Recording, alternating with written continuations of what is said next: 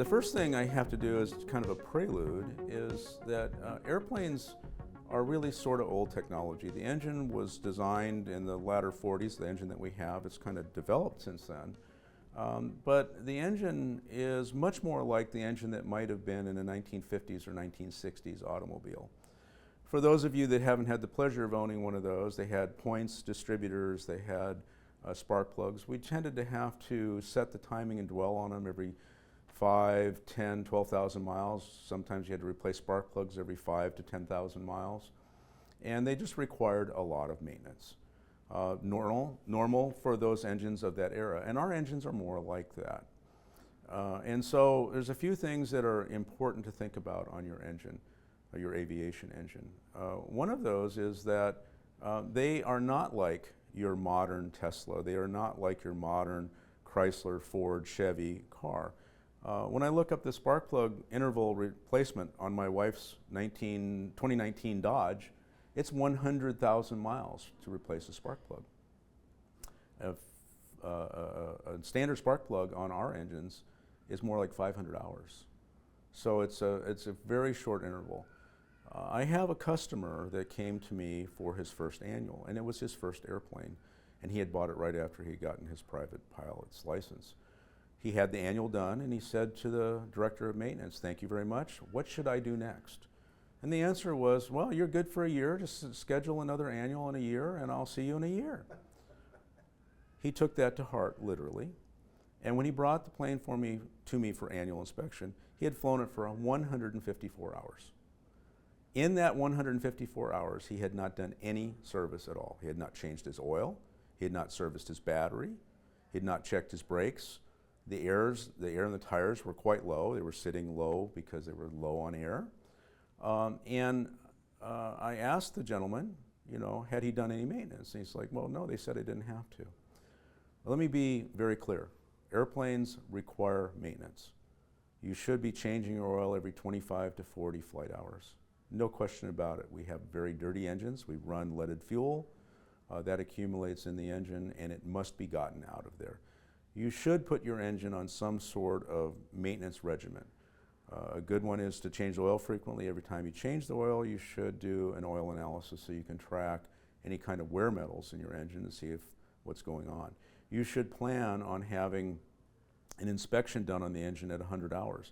Even if it's not at annual or time for an annual, 100 hours is a lot of time for those engines, and they need to have their spark plugs removed, cleaned, gapped, and rotated and put back in.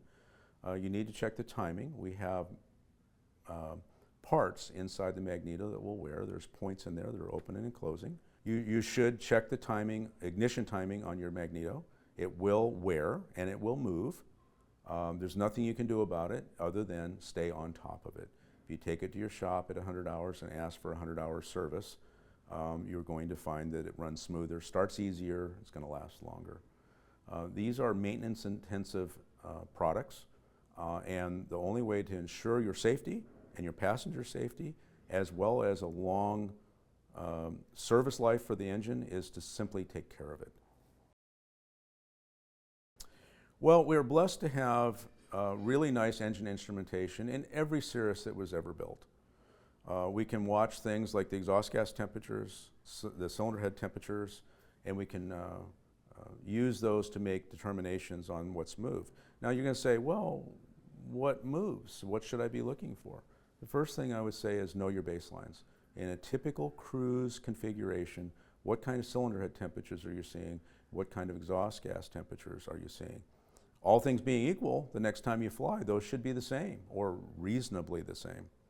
When you start to see something like the cylinder head temperatures typically dropping 10 to 20 degrees and the exhaust gas temperatures rising perhaps 10 or 20 degrees, what's happened is the ignition timing has worn, it's moved, it's in a retarded state, and you're not producing as much power, therefore your cylinder head temperatures are dropping, you're not burning all your fuel in the cylinder, some of it's burning in the tailpipes, your exhaust gas temperature is rising.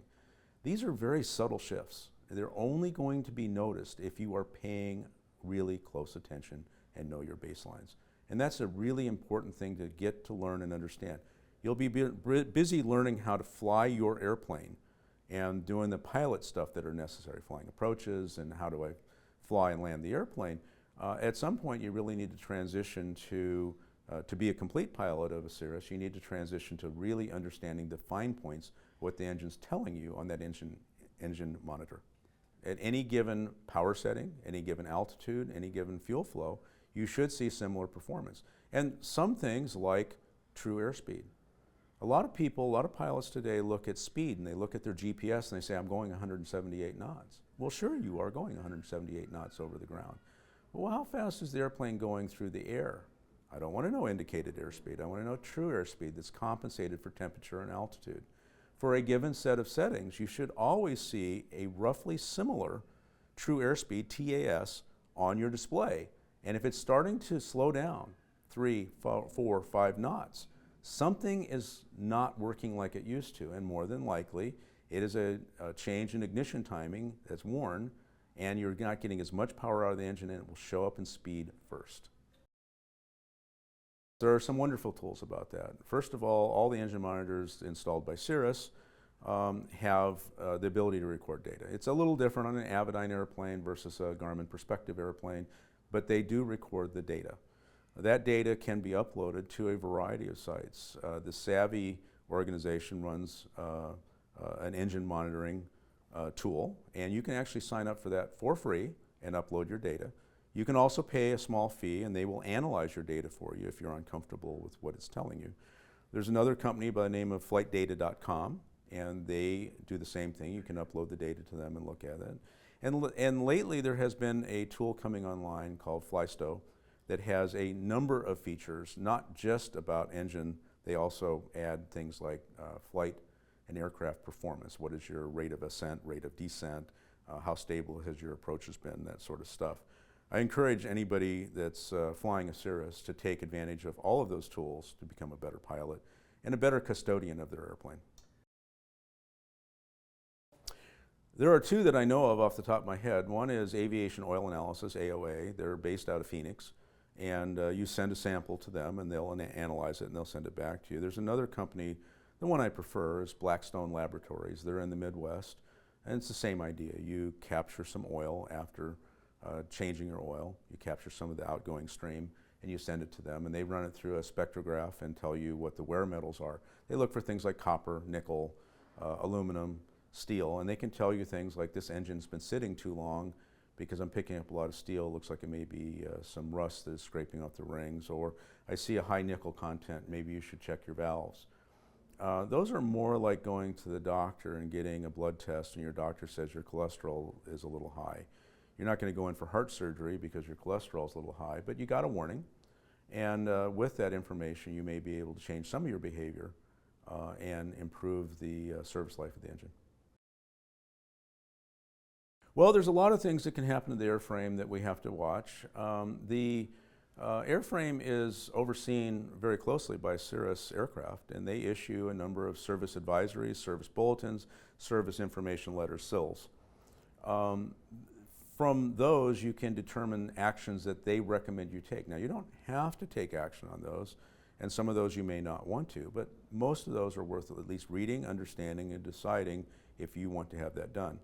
I have some on my airplane where they wanted me to change a decal, and I didn't think that was particularly relevant, so I didn't care. On the other hand, there's one that's just been put out on modifying the seat tracks in case, like the old Cessnas, they could slide backwards on you if you don't, during takeoff at a very bad time, if you don't seat the pins correctly. While I think the Cirrus seats are very well designed and the pins are pretty easy to determine in the right place, this is a good safety addition. So it's something worth watching. You go to cirrusaircraft.com, go to the tech area and ask for service bulletins for your serial number airplane, and you'll get every single service bulletin, service advisory, or SIL that's available for the airplane. From there, you can study them and decide whether that's for you, something you want to do, or it's something that you're okay not doing. It is your decision. Well, I like to think of the airplane as just a mechanical thing. It doesn't have a life or a soul. But you are going to put lives and souls in the airplane, yourself, your family, friends. It's important to stay up on the safety aspects of it and the maintenance aspects of it so that you can ensure that the airplane is in as good a condition as it can be for the intended purpose.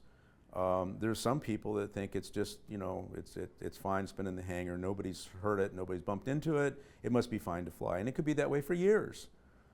Unfortunately, airplanes don't really work that way. You really need to stay on top of the maintenance. It's really a good idea to find a mechanic that you trust. It could be a shop, a large service center that Cirrus has a large network.